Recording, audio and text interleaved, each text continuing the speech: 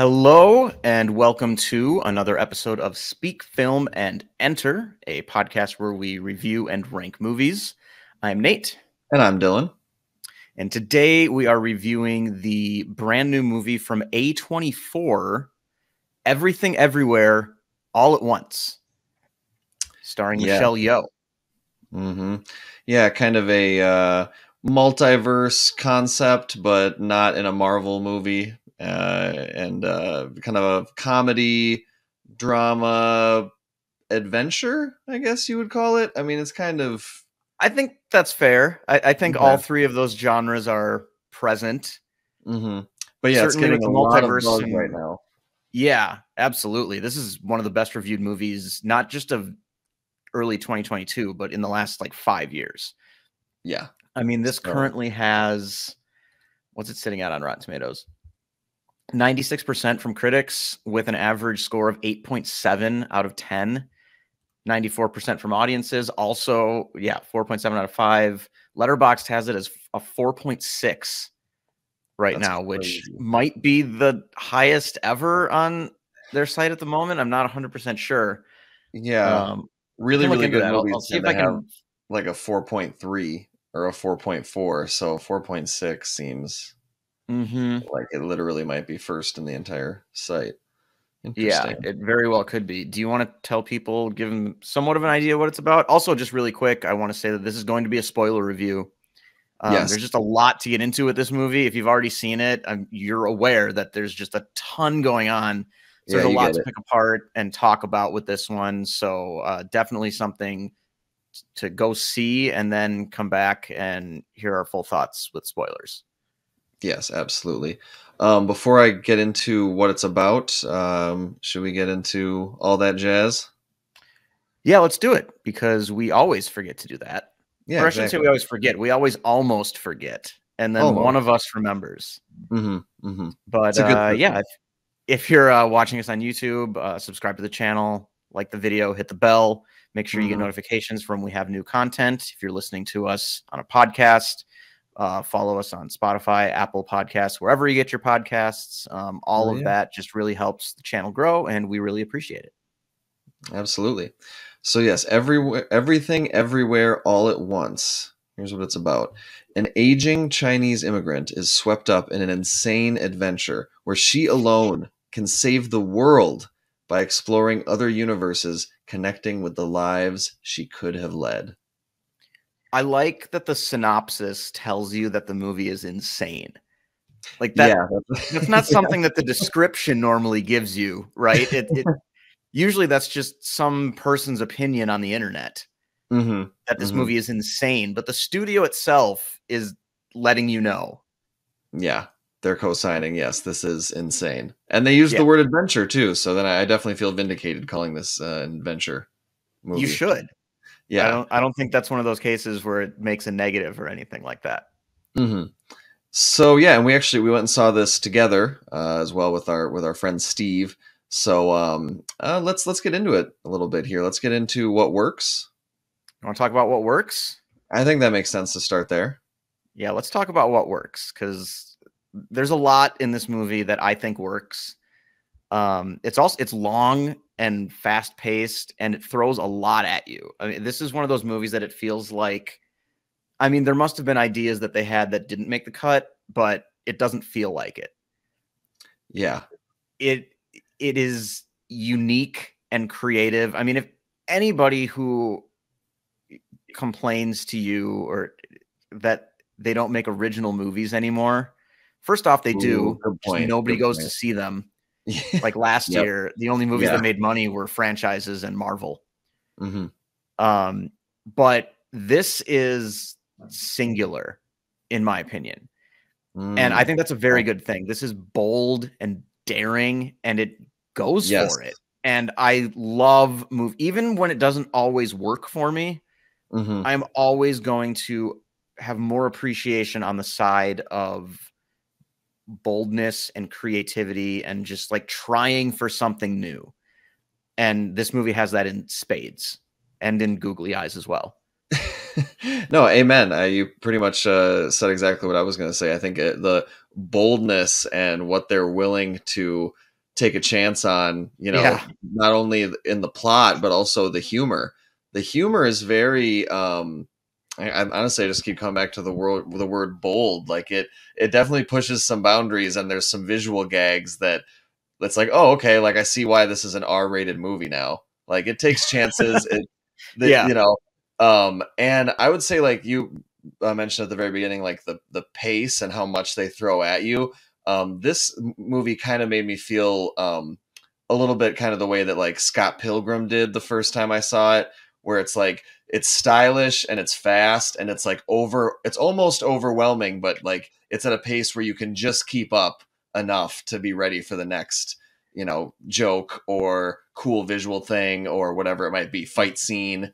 So yeah, and that's something that it definitely pulls off. And I was just going to emphasize the humor too. I think this is a really funny movie, and I think that part of the reason why it's getting such high reviews is because it seems like everybody agrees that it's really funny, and that weaves it in without necessarily pitching itself as like a comedy. Yeah, I like when a movie is able to do that, because that's not what they're hyping up here at all. No, like the humor is sort of tertiary as far as what's drawing people in. Like it's multiverse craziness and Michelle Yeoh and A24, and then, oh, by the way, it's funny. Yeah, is I think kind of in that order.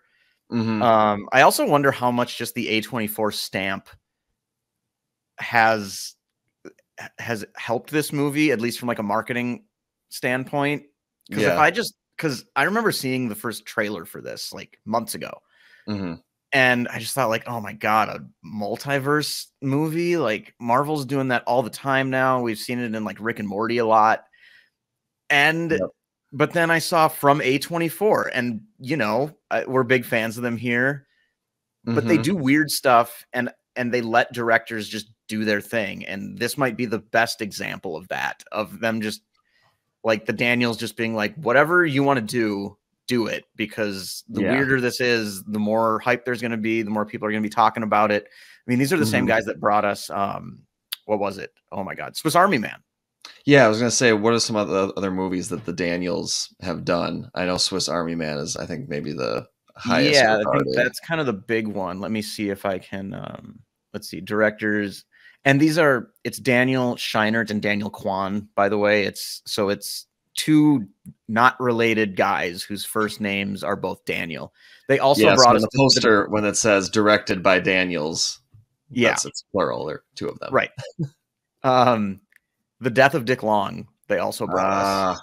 Oh yeah, we reviewed that on the podcast. You can go back and find that episode. Yeah, you can. That's from our first year though, where we mushed a bunch of reviews into one episode. So it might be a little harder to find, but it's one of our earlier episodes. I remember that had maybe the biggest laugh of the year for the two of us. I mean, the movie was kind of a mess in certain places, but there was a line in that movie that you and I were texting each other for the next like 3 days. Yeah, exactly. And that movie's got some big laughs. So does Swiss Army Man, and so does Everything Everywhere All at Once. It's really funny. And also, I'm not somebody who normally cares about this kind of stuff, but I think they did a really good job with the action, like the sets and the choreography of the action. I thought was really cool. I mean, there's a lot of like paying homage to like old like kung fu movies here, which are not my cup of tea. But in this, I enjoyed it. I think because generally the characters are good, and it just kind of fit with like the zaniness of everything, where it almost this to me felt like sort of a mashed up combo of, like you already said, Scott Pilgrim and Inception and like Who Framed Roger Rabbit. Yeah. Like tonally, I feel like those three movies at different points came into my mind. I don't know. Do you think that's way off? Or I think that's totally fair. And then I would maybe even throw in like a little bit of Turning Red as far as what the family, like what the like what the family angle in the movie is. Because we've discussed a lot about the craziness and the concept and the visuals and the humor, but there's also, there's a concerted effort to have it be try to have it be grounded in like a real family drama, mom, daughter, drifting apart from each other, overbearing mom, daughter wanting to do her own thing. There are real family stuff that it tries to talk about, and I don't think it would work nearly as well without that stuff. So, since this is a spoiler review, we can take advantage of this. Do you have any particular jokes or moments that were favorites of yours? I mean, I really liked at like the first couple times we heard it, the Ratatouille joke I thought was hilarious. Yep. That was good. Then, I thought Jamie Lee Curtis, pretty much anytime she was on screen. Yes, she was game for like everything in this movie. It was really impressive and really fun to watch. Yeah, I like that. Then I also like the dad, who was played by who is it now? Huy Quan, who you would actually recognize as the boy from Indiana Jones and the Temple of Doom. Yes, and he was also in The Goonies.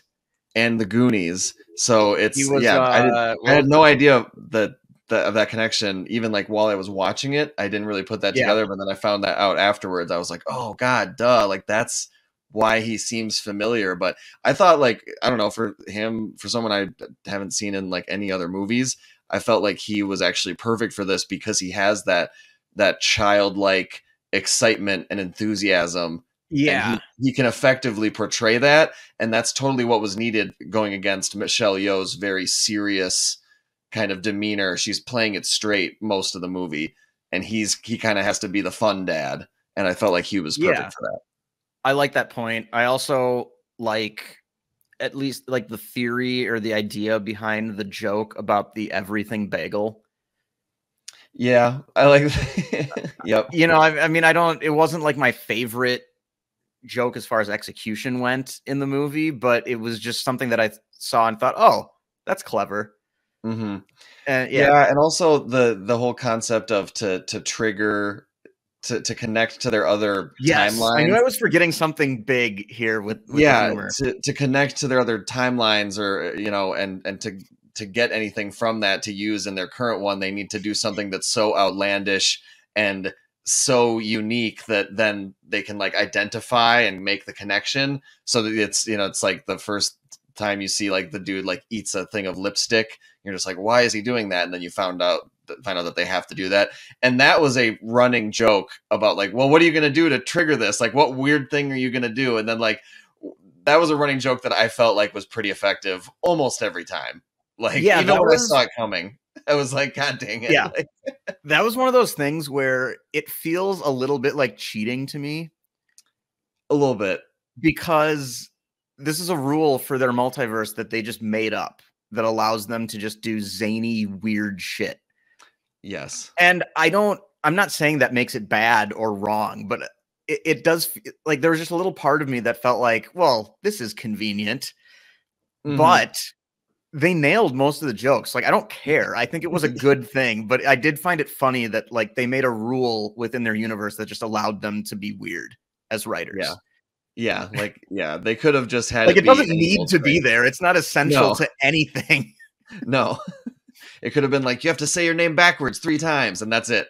Right. But instead it was like or like pat your head and rub your belly or whatever. Just like something. I just thought it was funny because it's like there.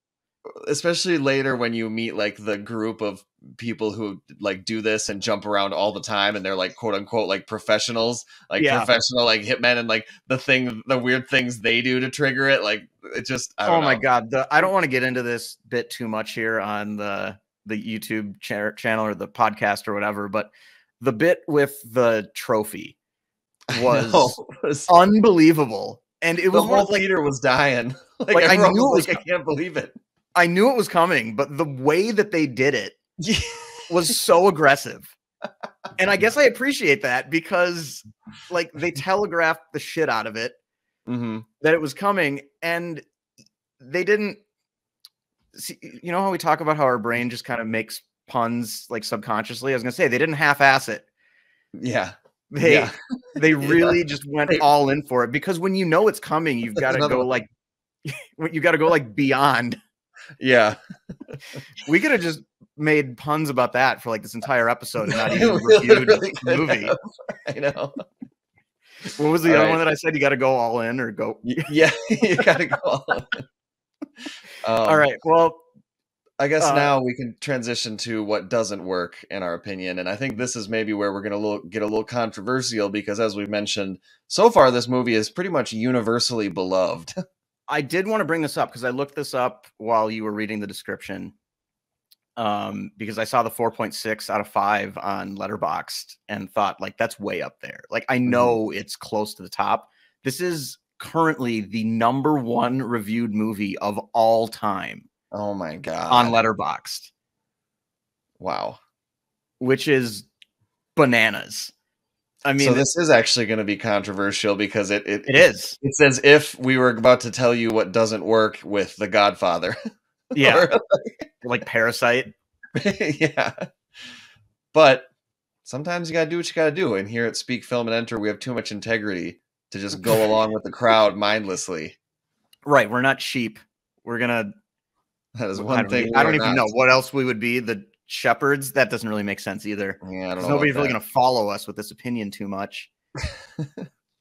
Sort of lost myself on that rabbit hole. We should just get back to what doesn't work. There are a few things for me, and most of them are centered around the third act of this movie. And in the third act, when it kind of becomes clearer, I guess it's not even that clear.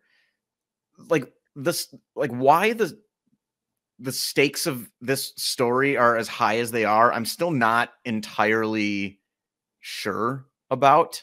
Yeah. They kind of explain it, but then it just keeps moving so fast and there's so many weird fight scenes and you're just kind of like, well, she's got to stop her. And I don't really remember exactly why, or I do, but I can't say that I fully understood it. It didn't bother me that much, but I do find that as a bit of a negative. But the third act of this movie, I just felt like it just started to feel really, really repetitive. Like, for how creative the first 80% of this movie is. Yeah. In the third act, it just feels like they're just recycling everything and like beating certain jokes to death, in my opinion. Yeah. Like the Ratatouille joke, I thought we went back there like 5 more times than we needed to. I would say at least 2 more times than we needed to. I noticed the last 2 specifically because it felt out of place. And the thing is, they keep going back to the jokes and like beating the dead horse, even like after the big like climactic, or even like during like the big climactic scene. And the weird thing about the big climactic scene is it felt like you meant, it's a lot of repetition in the third act, and then it almost felt like slowed down. Like she spends like, it felt like it was like 15 minutes where she's just talking to her daughter being like, don't do that. And right. But it's not like a 15-minute conversation that just like stops and you're just transfixed by, like in Drive My Car. Yeah. In my opinion, this is like constant cuts and like different camera angles, and there's still like a million things moving a million miles per hour around them, and like cutting to different scenes and different multiverses and different versions of Michelle Yeoh. And then it's just back to her daughter and the bagel and the suicide potentially.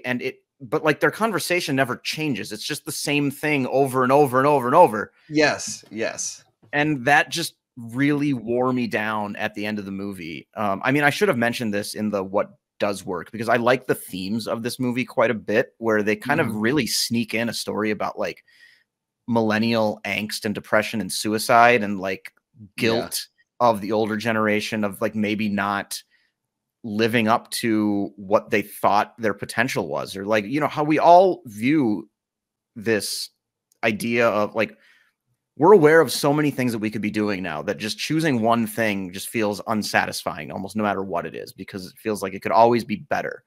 And I think they did a good job of like working that into a story with a multiverse. I mean, I think those things merge together really, really well.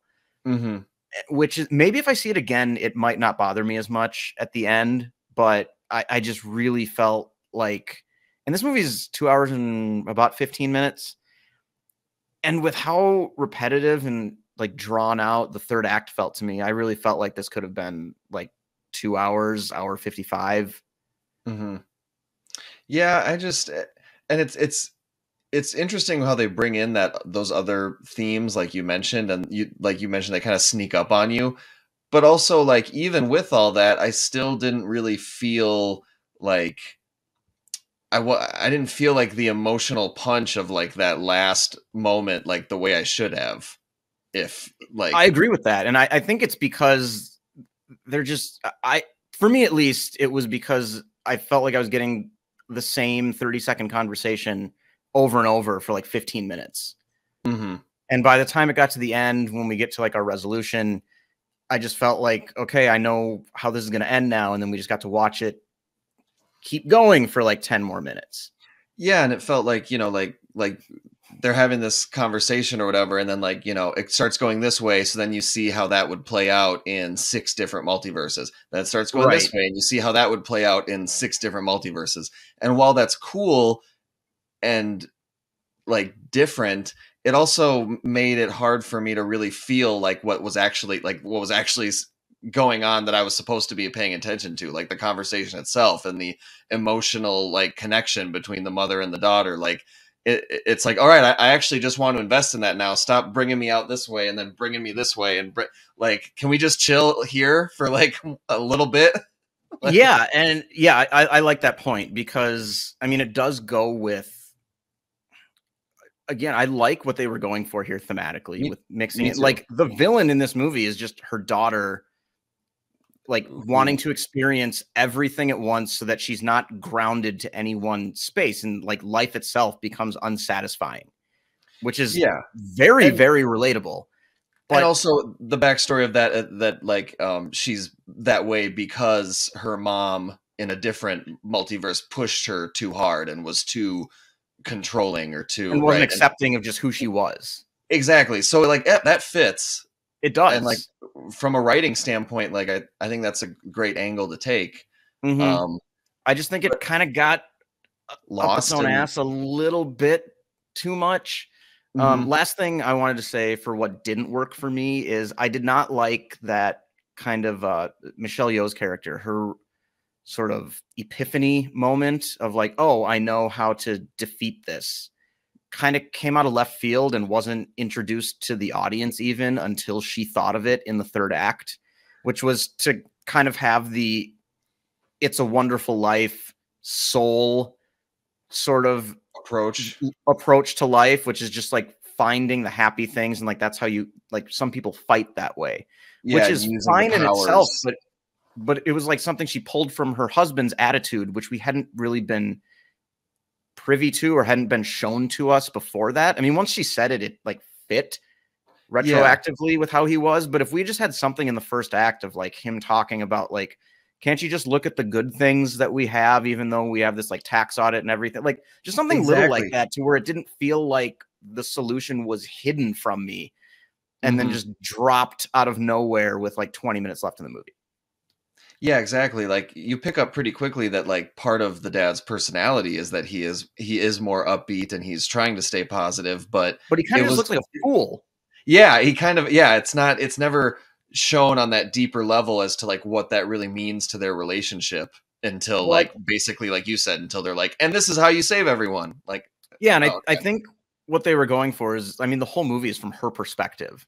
Hmm. But if we would have just gotten like 2 minutes of his perspective in the first 15 minutes of the movie, I feel like that could have gone a long way.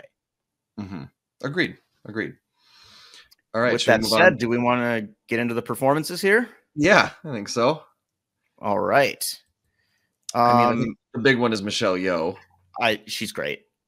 She's great, and she has yeah, I mean, she has a lot of screen time, a lot of stuff to work with, a lot of different versions of herself to portray, Yeah, and I feel like she was up for it. Whatever it was, she was up for it, and she was right there. I just thought she was fantastic. I think she is very deserving of the praise that she's getting. totally agree. I think this movie has to be an actor's dream. You get to play like 8 different versions of the same person, and the main version that you're playing is like the one with all this growth, and you get these like action and comedy and like emotional family moments. Like this has such a big range of stuff that it's asking her to do. I was very impressed. I really Mhm. hope she's at least in the conversation for awards stuff Me at the end of too. the year, just Me because, too. I mean, how often do we see a movie or a TV show where an actor plays like twins Yeah. and they're just almost immediately thrust to the top of the potential nominees list, whether it's for an Oscar or an Emmy or like whatever. And she's playing like 8 different people here. Yeah. And I think she was great. Agreed. I already mentioned Huy Quan as the dad. Stephanie Sue plays the daughter, Joy, and I thought she was very good. I thought she was okay, although I think part of my issue with her might have just been more due to the fact that a lot of my issues with the story getting repetitive in the third act was a lot of that was centered around her character. And so that might just be more of a writing issue, because I just didn't like the scenes with her sort of villain version as much, because I felt like they just became repetitive after a while. Yeah, So I felt like they introduced that to us too early. I felt like because I liked the version of her that was just a teenager trying to get through life. Agreed. And then almost right away that they reveal that the big villain who's like destroying the universe is also her. And then like her portrayal of that, I feel like it was tough for me to buy it, just because like she's supposed to be like the biggest villain in the universe, and it's like, well, I just saw her being like an angsty teenager, and like that's just a big ask of an actor to pull that off. And yeah, I mean, she wasn't given the best, I would say, writing or just the best part of the movie. Yeah, I think the stuff that she's in is the weaker part of the movie. So that's I try to separate that maybe from writing versus acting, but at the same time, like you mentioned, and I agree with this, like I didn't really feel the big emotional gut punch that a lot of people seem like they did. I mean, this isn't going to be the highest rated movie ever on Letterboxd and the highest rated movie of like the last decade on Rotten Tomatoes if people aren't feeling that emotional punch at the end of the movie. So I mean, I think we're clearly in the minority there, but I mean, hopefully we've at least articulated the reasons why. Yeah.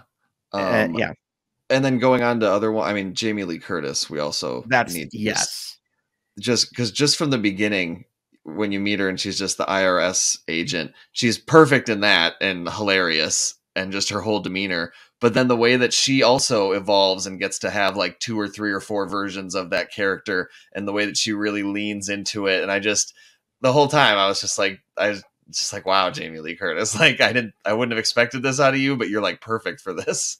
Yeah. A couple things I wanted to talk about with her.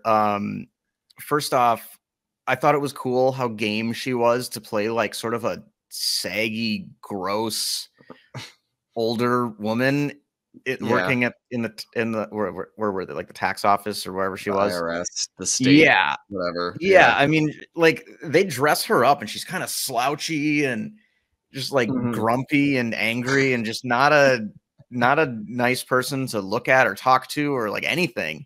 No. And she does a very good job of that. And then we got to talk about the hot dog fingers a little bit, don't we?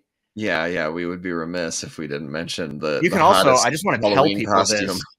The hottest Halloween costume of next year. I'm calling it right now. You can buy hot dog finger latex gloves on A24's website right now. And they're not, as we speak. Stop this right now. Yeah. We're not being paid to say that. My God, if we were, can you imagine? That'd be sweet. It would be, but A24, if you want to pay us to promote your merch, we will. We've already done it for free, unfortunately, but we'll do it again. Every episode through the end of May. Yep, exactly. That's our offer.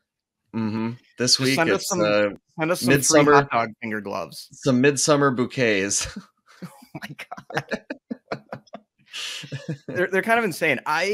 That was another one that went on too long for me. I thought they cut back to the weird like hot dog finger romance between Jamie Lee Curtis and Michelle Yeoh like a lot. And after a while, it was just kind of, again, like that just sort of just more of my third act issues. But it was fun to watch for a while. It was funny like the first handful of times, honestly. Yeah. Handful of hot dogs. When they're like with the mustard and the ketchup and like the telenovela on TV, like, oh my God, dude. That was, yeah. And again, they really went for it. They go all in this movie. Whenever something weird comes up, they take it to the extreme. All right. Any other performances you wanted to mention? Jenny Slate also makes an appearance. Yeah, I mean, she's barely in this movie though. She's fine. I think we hit on the 4 people who are mostly there. Oh, except what's the guy? The grandpa. Oh yes, he also James Hong. Yep. Yeah, he's been in a lot of stuff that I've seen before, and he was fun. He's been around forever. He has a lot of good old grandpa lines. Yeah, I think that's a good way to put him. Yeah, and his character. All right, should we move on to who this is for? Yeah, who is this for? Who is going to like this movie? Okay. Well, apparently it's everybody, but I don't want to say we didn't like it, but it seems like everybody likes this movie. That the appeal is very wide. Yeah, that isn't to say that I would recommend this movie to everyone. I think that's fair. I mean, it's really weird, which should be clear from everything we've said about it, the title, the concept, every review or trailer you've seen. This movie's weird. It is. And like, I don't know that I would necessarily recommend. I mean, I wouldn't recommend this to my mom for sure. I don't know if I'd recommend it to my dad. Yeah. I would recommend it to pretty much everybody our age who likes movies. I would definitely say, yeah, age wise, our age or younger. I mean, they won't find a problem like with the 35 and under. Pretty much everybody I would recommend this to. And like anybody who, like I said at the beginning, who just feels like it's all just remakes and franchises. Mm-hmm. I mean, if you want something original and fresh and new, definitely go see this movie. Yeah, I would agree with that. I think maybe if you think that some movies like maybe the multiverse stuff or maybe like Enter the Spider-Verse or even Scott Pilgrim isn't this fast, but things that are so fast paced and kind of out there that maybe it loses you a little bit, like this does have some of that to it. Yeah, if you saw like Enter the Spider-Verse and you were kind of just mentally exhausted by the end of it, you might have that same feeling here, just because of how much there is and going back to old jokes. And just like we said, with the third act, I think you might start to feel it a little bit. But like I said, anyone our age or, if you're willing to take a chance on a wacky comedy, I think you'll like it. I mean, because it's got a lot of that, but also has a pretty solid story at its core. So, yeah. All right. Should we get to the stars?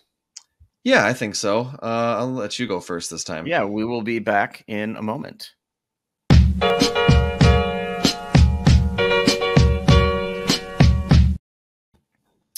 If you're watching us on YouTube, you saw the graphic again that kind of gives a definition to the star ratings 1 through 5. If you're listening to us on a podcast, again, it's 1 is terrible, 5 is a masterpiece, and 3 is just right in the middle as a good, solid movie. And that's where I'm going to fall with Everything Everywhere All at Once. I'm going to give this 3 out of 5. I enjoyed myself, but it definitely fell back for me in the third act. I was probably sitting around like a 3.5, 4 range through the first like hour 40, hour 45 of this movie. And then it just kind of wore me down, and the repetitive nature of the end of the movie did not help with that. And I just kind of left feeling exhausted. Yeah. It's a fun movie to look back on and to talk about for sure. And for the most part, I did enjoy myself, but that third act just kind of prevents it from getting into that very good range for me. All right. On to me. I am pretty much in the same boat as you, but I did like it, I think, more. I felt like the humor was just so on point and it's so fresh and bold that it's hard not to, I don't know. I want to just give it credit for that alone. But I also, when I think back on it in the days since I've seen it, I can't get over just how the third act seems to drag, or like there was just one specific point where I just felt like I kind of checked out a little bit just because it was dragging. And I was like, wait. Like we were hitting all the points up to this point. We were like nailing it. Like you said, you were thinking it was like a 3.5, 4. I was tracking it like maybe a 4.5 for like most of the movie, and then it really kind of dipped. So I'm between a 3.5 and a 4. I'm going to settle on a strong 3.5 out of 5. I'm not surprised that you're slightly above me. I mean, we saw it together, and I do distinctly remember moments where I was just kind of chuckling or like grinning at a joke, and I could like hear you just losing it. Yeah. So I think the humor worked a little better for you than it did for me. Mm-hmm. And I just I really appreciate that they went for it. And I just love movies that they win you over early when they're just like, hey, we're doing something a little different and it's fun. And like, we know what we're doing. So just like, come on for the ride. Like when I kind of get that feeling, I get swept up. Like I felt that in this for sure. I can totally see why people are walking out of this and thinking like, that was amazing. 5 stars. Like, I think just because it's so fresh and different and it's A24 and they don't skimp on the family stuff. Me and you have kind of talked about how maybe they could have nailed that better, but at the end of the day, at least it is there and it is connected to everything you're seeing. So it isn't purely just visual, style and whatnot. But yeah, I kind of got a similar feeling for this movie that I had for Spider-Man No Way Home when they both are 3.5 for me, which is like, I had a good time and it was really fun, but the whole multiverse concept and when things get too big and the stakes seem almost too big that I can't even wrap my head around it, like the fate of the entire universe, like that's pretty big. Like when things get too big, I lose the scale a little bit and I don't feel grounded to like the heart and soul, which is what really is the best part of most movies. Yeah, I'm still struggling a little bit trying to understand how the fate of the universe rested on whether or not this girl was going to walk through a giant bagel. Yeah.